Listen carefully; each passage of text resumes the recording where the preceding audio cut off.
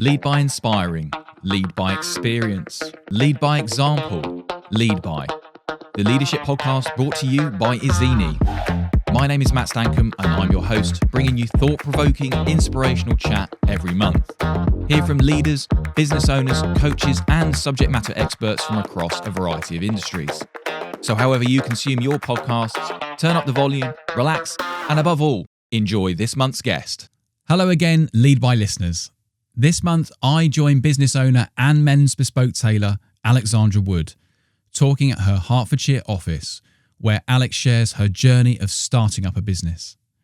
Alexandra Wood Bespoke Tailoring represents not just a luxury tailoring brand, but a transformational and confidence-inspiring service that sees clothes unlock her clients' fullest potential through feeling good in what they wear to how they feel when purchasing from her. In this episode, Alex shares her personal learnings of being a leader, plus leadership insights gained from her high-profile clients. This is a two-parter, so don't miss the other half of this fun and interesting discussion. Welcome back to another Lead By episode with me, Matt. Today, I'm not far from the office at Alexandra Wood's offices here on the edge of Hertfordshire with this beautiful surroundings. And first of all, let's welcome you to the episode. First time on with us. Thank you. Thanks. Happy to be here. Well, thank you for being part of it and for hosting in this wonderful venue, your offices. Yeah. For those that don't know you, we'll come on to a little bit of your background, what you do for a living and what your company is all about. But there is a little bit of a clue here in the surroundings, and we've very carefully positioned some of that as well.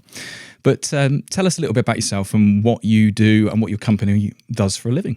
Yeah, so for the past 17 years, we have been designing for busy professional men. Mm-hmm. So we were traditionally men's tailors.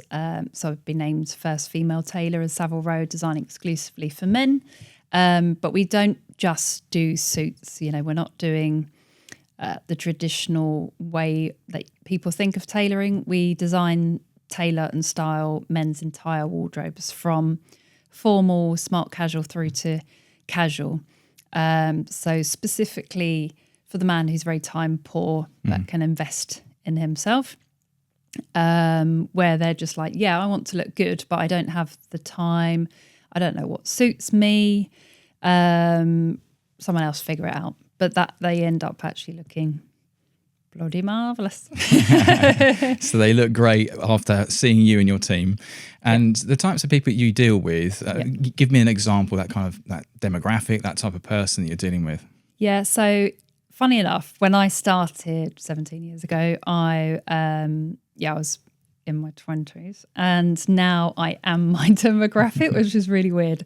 So they were always around 40, 45. That was kind of always my sweet spot. Mm-hmm.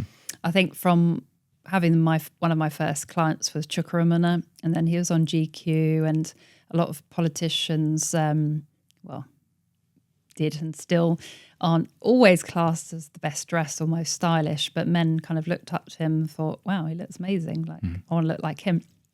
So I attracted lawyers, politicians, financiers around that kind of age group who wanted suits. But back then I literally just made navy and grey suits till the cows came home. But I would encourage people not to go for dark navy, dark grey. I would kind of like explore colour as far as I could, 50 shades of grey.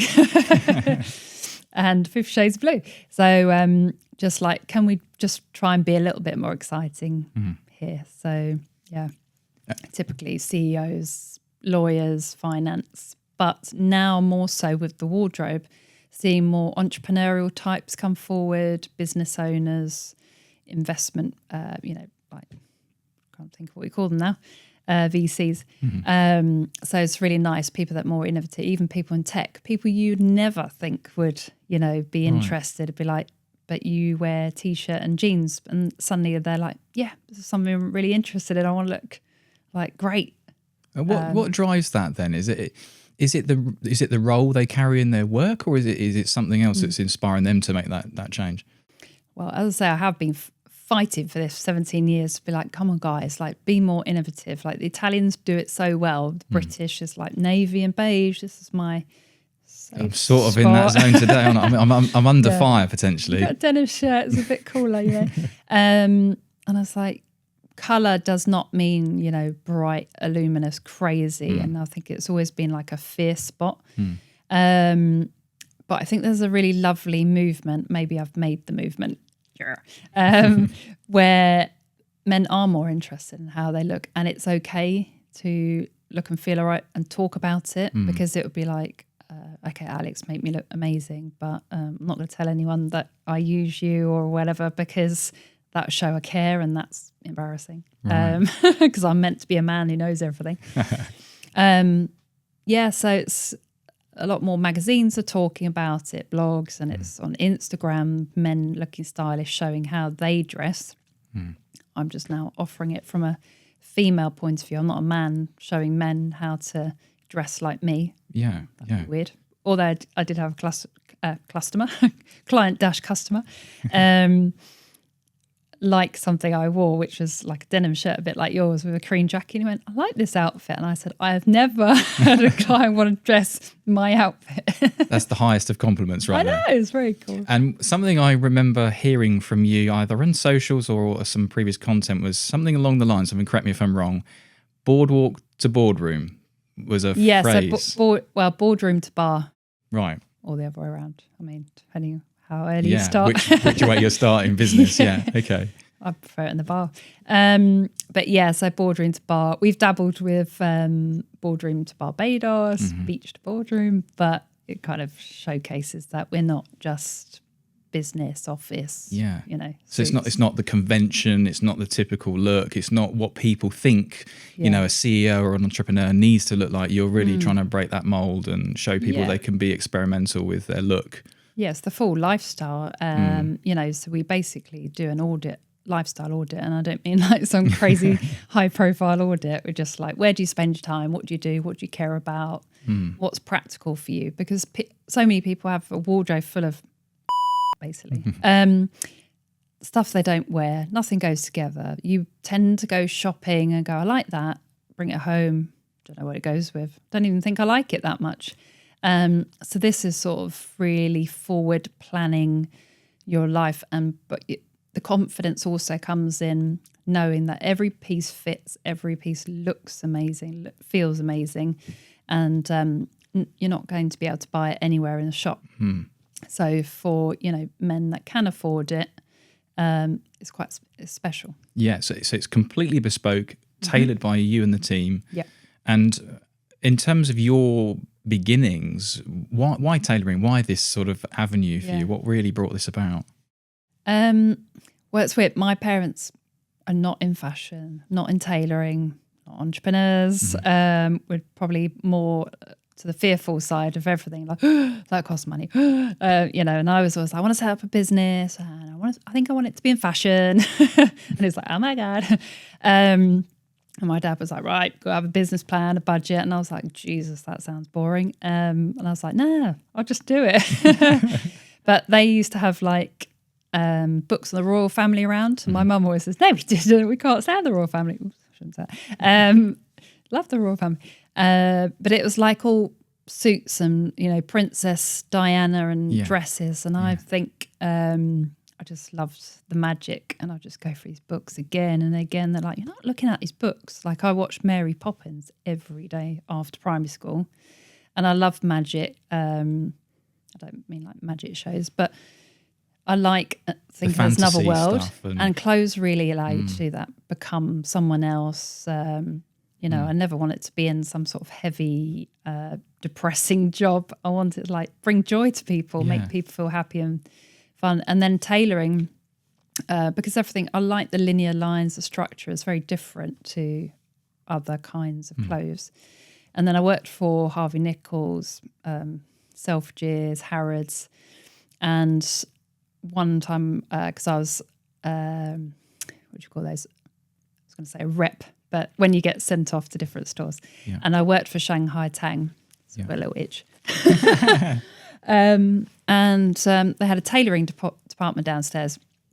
And I was like, wow, like, I think I thought I'd just lived there. Yeah.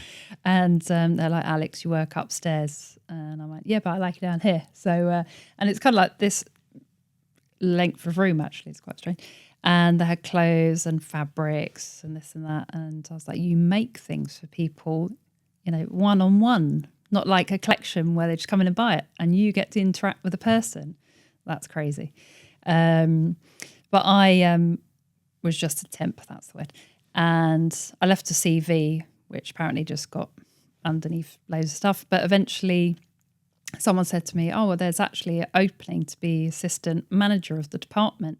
Wow, would you like to go for it? And I went, yes. So I came in and I said, when do I start? And he went, oh, Monday, I suppose. I went, great, I'll see you then. And the tailoring. As simple as that. Yeah. Wow. And he's my most favourite boss. Actually, the only boss I've ever liked, apart from me. He was just we're still friends now. He's just warm, lovely guy. And he was like, you just had it, Alex. We've got to explore this because obviously that's what this is about. Yeah. We're talking leadership. So let's delve into that for a second. So he's now effectively a lifelong friend from the past. Yeah. So when you knew him back then and he was hiring you for that job, what instantly made him like you? And why have you kept that friendship? You said he's the best boss you've ever had. What's made that recipe work? He's a little bit box of frogs as well. And I think we just connected, like the humour. He was very warm and open. And I was just like, yeah, I want to do it. And he's like, I know you always loved it down here.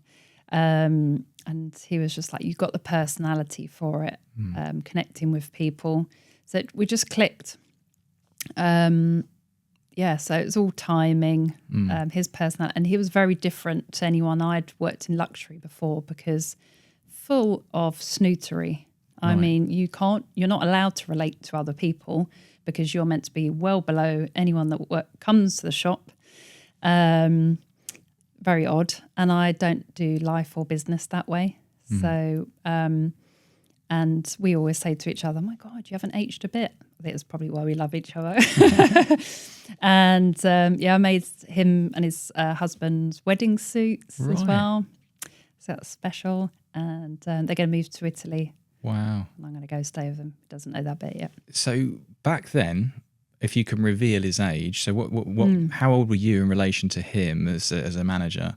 Yeah, because I feel like he's the same age as me now. So it's quite confusing. But he's like, no, Alex.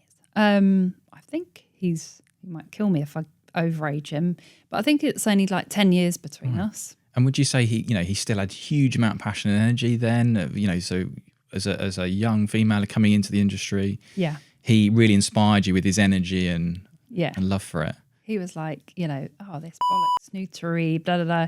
He was like, you're different. He was like, I think that's what we need. It was like he almost was excited. I was like, I think she's going to rock this off a little bit. So you've honed your craft there. So this is in the Harvey Nichols days and all of that period. So this is early 2000s? Yeah.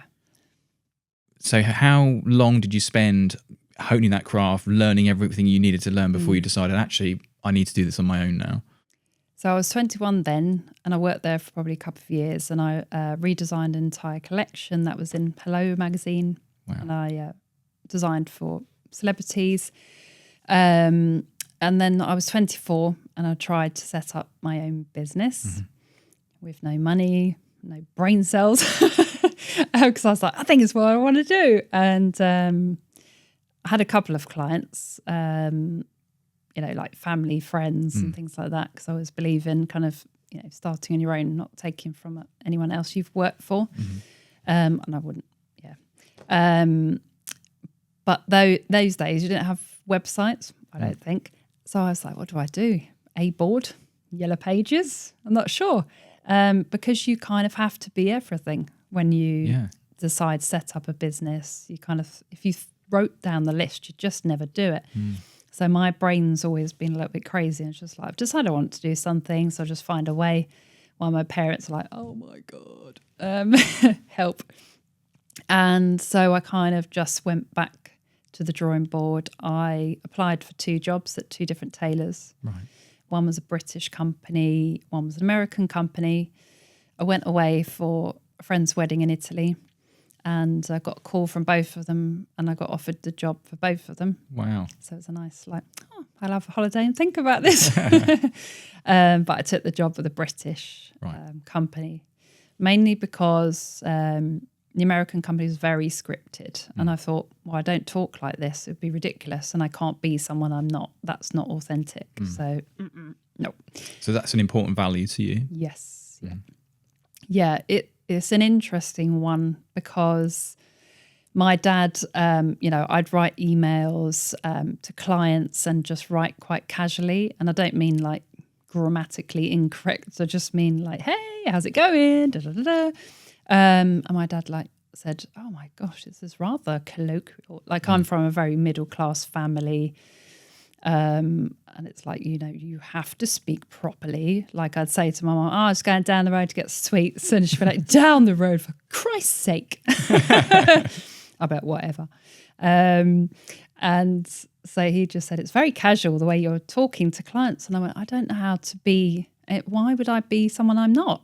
I don't understand. And people, thankfully, just like me. And they're like, Alex, you make me laugh because you write to me in an email like we're having a conversation in person. Yes. And I go, oh, is that bad? Is that weird? And they're like, I think it's great. That's interesting. I do that myself, actually. I tend to hear my voice as I'm writing something, and I'm speaking as if I would be speaking to that person in person. So yeah, it makes complete sense. So do you find that, well, if you look back on when you were in those big department stores and representing big brands, you weren't able to do that? Was that not something that it was obviously frowned upon, or you just didn't feel yourself? Is that the situation? Well, just wait till the managers went, and then I'd be like, right, we're going to have some fun. That's terrible. I mean, I am actually the worst employee because you'd have to have your uniform immaculately ironed, and I just iron the front of my shirt, put a jacket on, and pray no one asked me to take it off and do the full check, which they did do. We'd have like Ruby Wax and Claudia Schiffer in it, and they were like so much fun. I remember like Carol Vorderman coming into Harvey Nichols, and Tills don't beep in Harvey Nichols. She was talking to Richard, who was on Countdown at that time. She was on her phone. She said, he's saying to me, you're not shopping again, are you? She goes, can't you hear the tills beeping? She went, oh, they don't beep. But she said to me, could you do a beep? And so beep, beep. But, they were all having fun. I was like, why aren't we meant to have fun with them? Yeah. I think there's an interesting divide or difference between being an absolute tit, an unprofessional versus, making someone feel comfortable and happy, because we all want to be seen. And I know there's some odd thing in luxury where apparently people like snootery because it makes them want to spend. There's some psychology about it, about spending money, and so that they feel. I guess it brings that feeling of imperiousness and superior, feeling superior to others in some cases. Yeah. But I guess what you're doing is, it's your business, your values now. You can decide however you want to market yourself and your company. And actually, it sounds very much like people do want the real you, and that works for you and the team, because then you can inspire people through the way your use of language, the way you present yourself with the body language, and that is what people want. In reality, that's the real you rather than this manufactured version. And I think the irony is people come to you because they want to unlock their fullest potential and look the best and feel the best they've ever felt, because otherwise they'll resort to that typical boardroom look, which is scripted for every organisation across the planet, and we're all wearing the same thing and doing the same thing. Yeah. We go into work in suits, we wear chinos in the evening, board shoes and deck shoes, and it's that kind bored with the boardroom. Yeah, and what you're doing is unlocking this part of the brain for people that they feel they can't probably do on their own, because of your natural style. So thinking about the people that work for you now, because you've got a team. So when you've made this transition from starting out young and inspired and suddenly taking the gamble to go and do this, you've now got people working for you. So that can't have been was that ever on the radar? Did you ever think you'd be in that position where you would be, carrying this much weight, having to bring people in? Well, the funny thing is, when I was 14, I was at school and I was just like, oh yeah, my business, and I'm in a maths class, how boring. I just couldn't concentrate. And I said to my dad, I just want to get on with it and run a business, and I want to hire and fire people. And Dad went, I don't think it quite works like that. And no, I really don't like to fire people because I cannot stand confrontation I'm just someone who, basically, if you saw inside my head, it's happy, fluffy bunnies cuddling each other. I like everything to be nice and, friendly and equal. And everyone feel good. Yeah. Yeah. Okay. And has that ever caused you any conflict in the work sense? Mentally, that is, because naturally there must be times where you have to make decisions and do things or have a conversation. Has that ever caused you a challenge, or does it put you in a place where you think, oh, I can't say what I really feel? Yes. It's something I've really had to work on. I think you find as a business owner, entrepreneur, whatever you call it, you've got to really be very self-aware and learn and be prepared to kind of go, that was stupid. I've not done everything perfectly. I've just, the thing is, you set up a business because you're like, I just love clients. I just love making people look great. And hiring a team just becomes as a prerequisite of becoming more successful, more busy, which is lovely, but it's not something you go, right, I'm gonna be good at people, I'm gonna be good at managing and finance and this. So you have to learn it all on the job, and there are people working for you who are like, yeah, so what have I got to do next? I'm like, a clue. So you kind of have to learn and go, yeah, I think you should do this. And then, you get the help in on the way. But I've really welcomed guidance. Actually, my clients have been incredible mentors for me. They're always rooting for me and sometimes going, that was a bad move. And I go, I know, Jesus. But in terms of hiring, it's not, I didn't think, right, I'm going to have a massive team. It really has just evolved. And in the beginning, I thought of it as a hobby, which I really don't like saying that kind of word. But it's only in the last 6-7 years, people are like, Alex is such a cool brand. And I went, what do you mean by like brand? What do you mean? They're like, the way you do stuff, like you're disrupting an industry. And I went, why? And they're like, because you're making men look great rather than boring navy grey. You're a woman in a man's world. You're making it fun. You're a bit more crazy, but authentic and charming.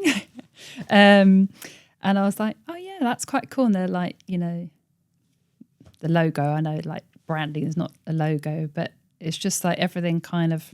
Yeah, it's very sophisticated, but everything's clean and speaks of a luxurious and premium essence. But the moment you walk in the building, you get a sense of groundedness where because I'm not in the caliber of clientele that you're dealing with, far from it. But I didn't feel threatened walking into the door and speaking with your team. They're lovely people, very accommodating, and you've got such a nice setup here where it makes people feel at home. So I can only imagine when you've got someone looking to spend a lot of money with you and get great guidance, that you're just bringing them into the family of what you do. And we're 20 minutes into a conversation and you're so authentic, and you're very much grounded to the way you like to live your life. You speak in a way that you want to speak, not for others. And I think that's really interesting because there's no holes barred there. And I imagine that then cascades to the team where you can have very open conversations. No one feels threatened. They can actually speak their minds, and then you can censor that, I imagine. Yeah. And have those conversations where if it's not appropriate, you deal with it. You have a conversation. It doesn't have to be something that's said outside. Yeah. I'm pretty much with the team as I am my kids. Not that I treat them like my children, but I don't run my family life like a boot camp. I don't run my business like a boot camp. everyone has a voice. You know, I think a lot of people kind of speak from their own egos, like you should behave like this because it's how I want. You know, it's like, oh, that's cringy. Yeah. So like with my kids, I kind of go, have you thought about this or that? Like, you know, it might not be a great idea. I don't go, nope, because that's not the way I want it. You know, it's like give them a voice, make them feel like they have some kind of choice in the matter. Yeah. So you're And inadvertently coaching them, really, aren't you? Yeah. You're I've giving got them 3 options. teenagers and they've never given me major jip, so Yeah. winning. Yeah, winning in life. Yeah. Yeah. So they can be your apprentices now. Actually, Lily, she's 13. She's like, Mum, so when can I start working for you? She's very like ordered. She made my bed the other day because it was a mess. She went, yeah, I didn't think you'd want to go to bed like that. She knows I like to, you know, set up. I am army boot camp in that sense that I tidy my bed and then go off to work. I can't do it otherwise. But I was like, really just have no time. So she was sweet. She went in there and sorted it, you know. So that's one in the making. So you're setting a great example at home, naturally. So they want to come and work for you. Yeah. And the team here, how did, obviously the scale you're working at and the clientele you're dealing with now, you naturally had to evolve and get more people in. But how do you find the right people to fit you, your brand and your values? Because you were saying you didn't have the recipe to know what a business owner had to behave like, look like, and so how do you know how to hire the right people and what values to find and what questions to ask? Finding values is really important. Actually, sorry, just going back to our morning meeting where, you know, talking about taking people's feelings on board or whatnot. But when we had the meeting this morning, in terms of like having a similar vibe across everyone, it was like I said about the communication with email, text, marketing, has to be kind of not my voice. I said, you're not my mini robots, but the energy and vibe and communications has to make sense across the board. Things like that I've become much clearer on, like this is actually my business, my passion, something I've put my own personal thousands into, that I should want it done the way I want it to.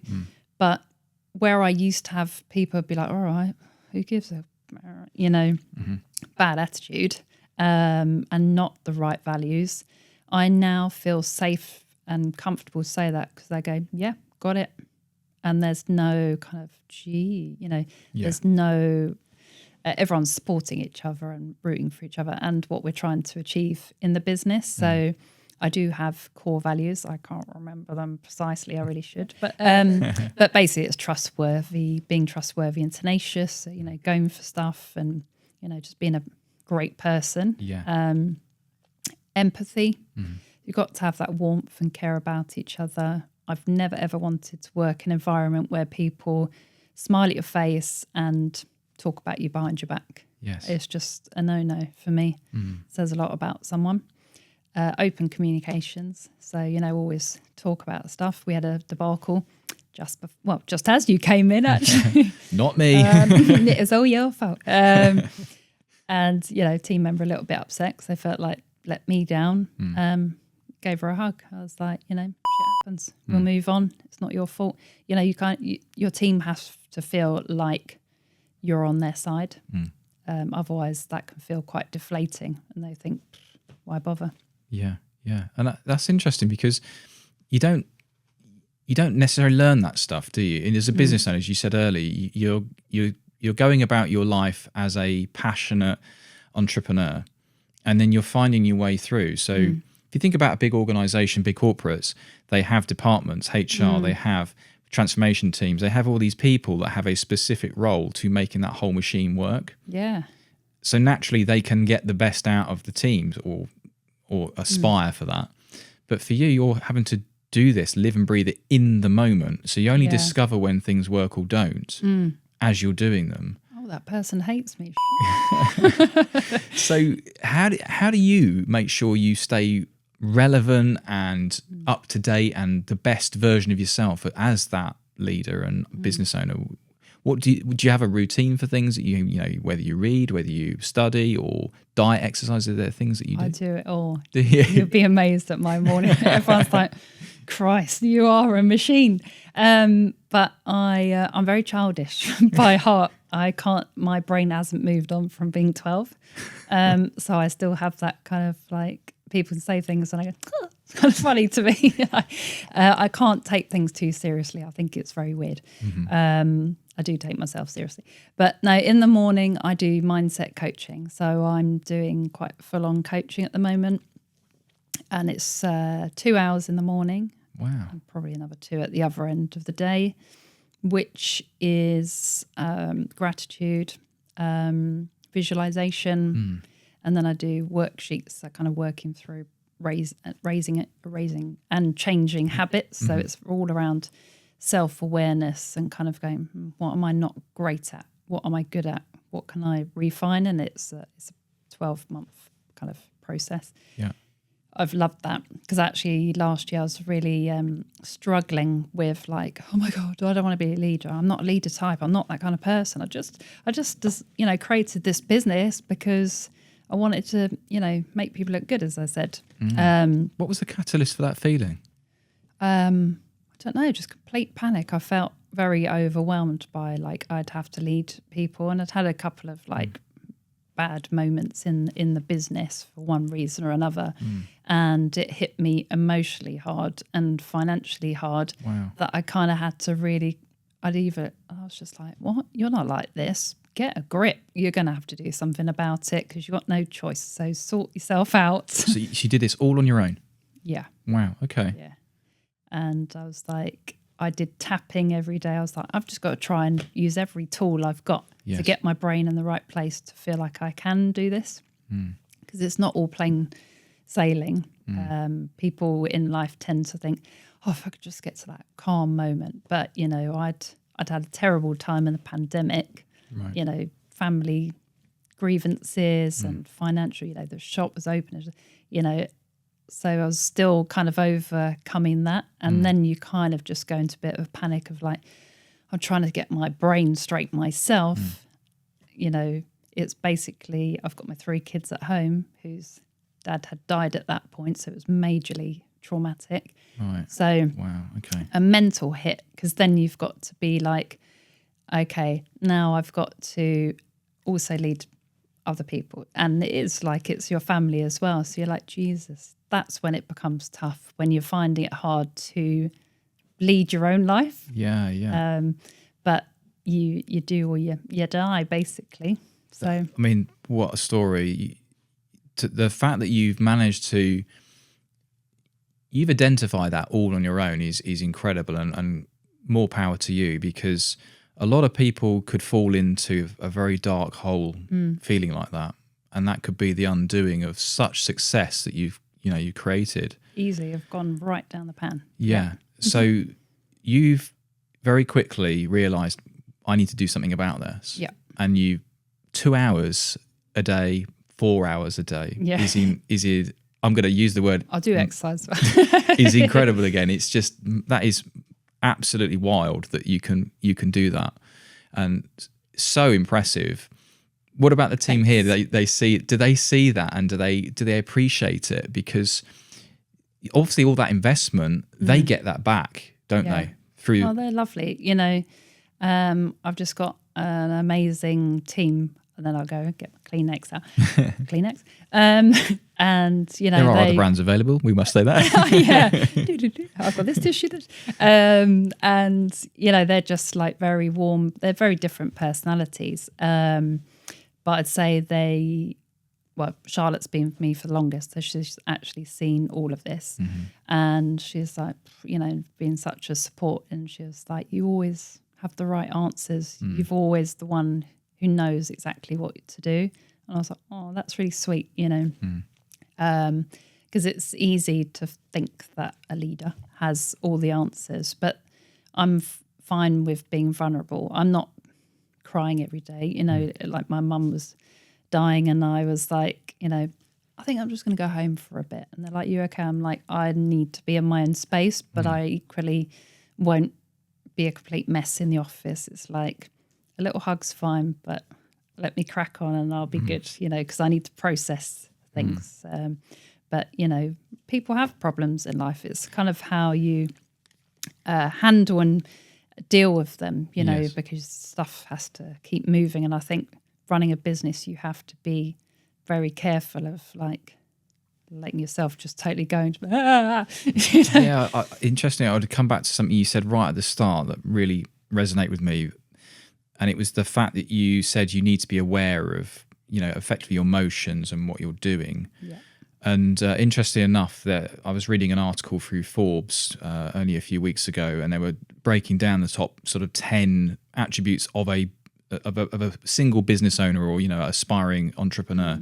And they were saying that emotional intelligence and that emotional awareness is so important. And I absolutely agree with that, because I do a lot of work, and we do a lot of work with ezeni through, you know, businesses, corporations that are looking at emotional intelligence, psychometric evaluations. And there is a lot of power in knowing not only how you operate, how you tick, but also how that impacts others. And I think that is actually a very common theme that we've discovered throughout our episodes is the empathy, social awareness, emotional intelligence. These are all really important things that no one's ever going to teach you, because actually it's internal and it's a mental capacity.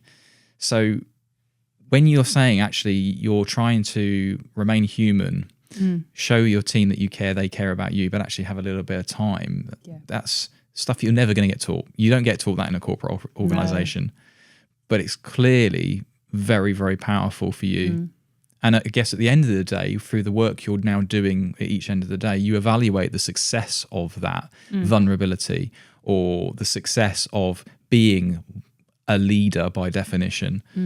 So what would you say really works for you? What's the common thread throughout? You've got your core values as a company, but what actually is it you could identify today that you know is working 100% that makes you and everybody successful? Connecting, really, being able to easily connect with people. Yeah. As you mentioned earlier, you know, you felt comfortable coming through the door. So when a client comes in, I go, hey, like, how are you? Like, you know, big bear hug. And they'd be like, I feel like I've met her. Like, you know, there's that. It's not like, oh, hello, come in, would you like a drink? And they go, on the ghost train.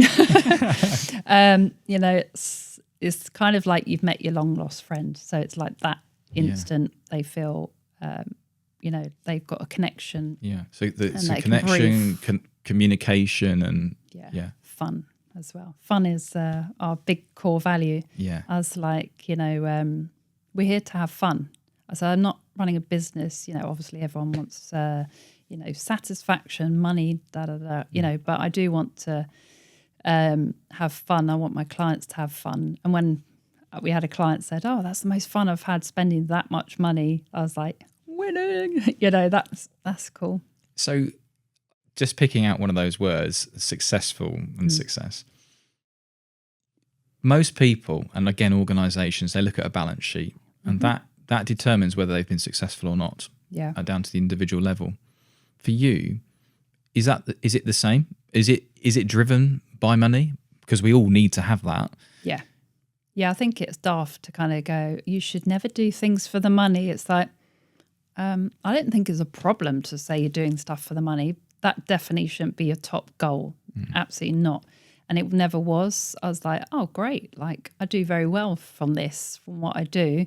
But the absolute top thing is absolutely transforming how men look and feel about themselves. That's like my mission, to get as many, you know, and it is a niche of professional men, because they're the ones that kind of need that tailored look, essentially. But yeah, you have to have a kind of goal, a vision of, you know, for me, it's the wardrobe. So it's more of an extensive piece. It's like we have clients, I had one, what I've done is business wardrobe, his smart casual wardrobe, and his casual wardrobe. And he sent me an immediate email, and he just said, oh my God, I look so good. I love this stuff. And he was like, then I had a voice note saying, did I tell you I love this? I've never had so many compliments in my life. And that, to me, I get like goose pimple, like it never runs tired. Yeah. I'm just like, yes.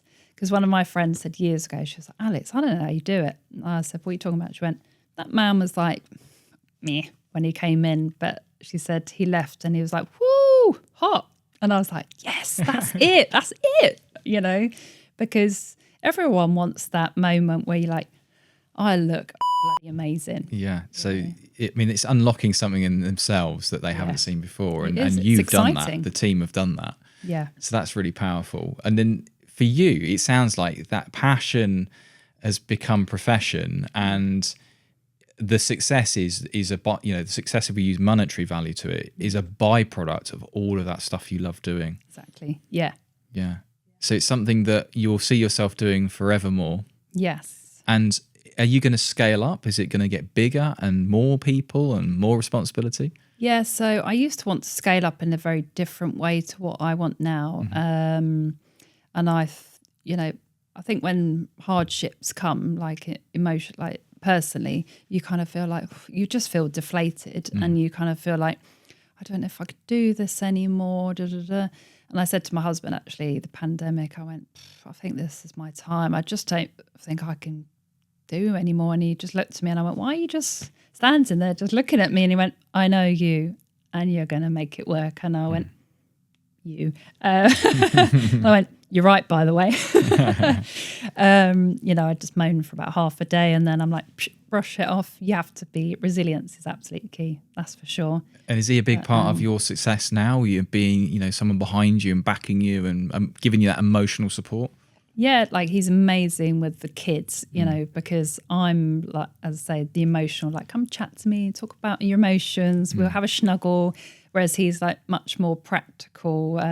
I'll be like, oh, dinner, forgot about that. Yeah. So we balance each other very well. He's operationally minded, so my chaotic approach to like making a coffee in the morning is like, what the hell is going on here? I went, who cares? I'm having fun. At the end of the day, I get a clean sink and a coffee because I can multitask. So you're having, by the sound of it, a lot of fun in life. Yes. In general. Yeah. And as a byproduct, you're running a successful business. And I think it's worth just saying, let's get some name dropping in here, because we're not just talking about a small little business, a small entity. You've been hugely successful, featured, as you said, in multiple magazines, won awards. You are featuring in all sorts of social channels and dressing some of the country's and the world's most important people. So let's get some of these facts out there.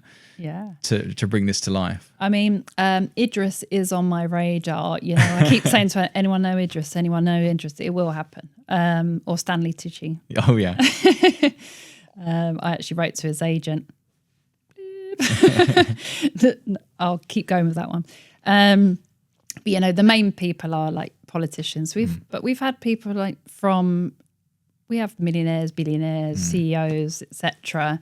I could name drop, but they're people in the business world would know, but they're like lords, CEOs, etc. And some clients want to be mentioned, some don't. And I'm all for discretion. We have dressed members of the royal family, and they're like, Alex, I love you, but it remains private, and that's comes part of the trustworthy and tenacious. You don't want to be seen as the person goes yabbering on about all the clients. And I'm not, like we attract clients that aren't flashy, and we're not flashy. So we're not like, oh my God, we dress this person, But if Idris comes, he's been splashed everywhere. You get special exemption. But no, I'm really lucky. And I'd say to my dad, because I could trust him, and I'd be like, oh, this person came and he went, what? And he'd say, how did you get him? Because he's like, well, I love you and I can see you're talented. But, unless you're, I guess, a client or you're in it, they kind of think, well, you're just my daughter. That's random.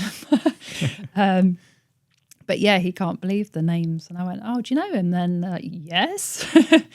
So they're really proud of you, your parents, and yeah. My mum is no longer, but my dad's massively proud. He's actually just having a bespoke suit made now, and he went, I feel like I should have this experience. I was like, you should, and I'm not charging him full dollar. Oh. So he's incredibly proud. Your mum would have seen you growing up and through this industry, and ultimately been so proud of you as well. Yeah. I mean, she actually severely suffered from depression. It's quite sad. And, but with all things, you kind of learn, and it's what makes you as a person. And I strongly feel that her having such problems actually made me who I am, without being completely dramatic. But because you do have more empathy, it's very painful to see someone who's got depression and be like, bipolar, very dark and light. And when she was up, she was like massively vibrant. When she was, down, it was a dark place. But you kind of learn to navigate people's emotions. You can kind of see when someone's like uncomfortable. So that really lends well to me with customers. I'm like, okay, I can see an instant. People go, how can you see that? Like, I can feel it. I can get you just get a natural vibe of it, and you're identifying it quickly. Yeah, that's powerful. And then again, these people are going to liken to you very quickly because there's something being unlocked there, that connection that you talked about earlier. Yeah, so and they can, these are people that are like top of their game. They're not people that can usually go, oh my God, I'm having a divorce, I'm having a terrible time. But I'm just like I go, this is my therapy sofa, you go for it. Make it your time. Yeah. Well, I want to take a quick break, but I would like to explore a little bit more about how you've taken all of these great attributes that you have, this fun, free-going, passionate and inspired person, and how you make sure that you get everybody out there in your team to do the same thing. We've talked about how you're lucky that you've got these great people. We're just going to delve into a bit more of that after we take a break. No worries. We hope you've enjoyed the conversation so far. You can get the other half of this chat now by going to episode 3. Thank you for tuning in to Lead by, ezeni's leadership podcast. We look forward to having you join us again very soon.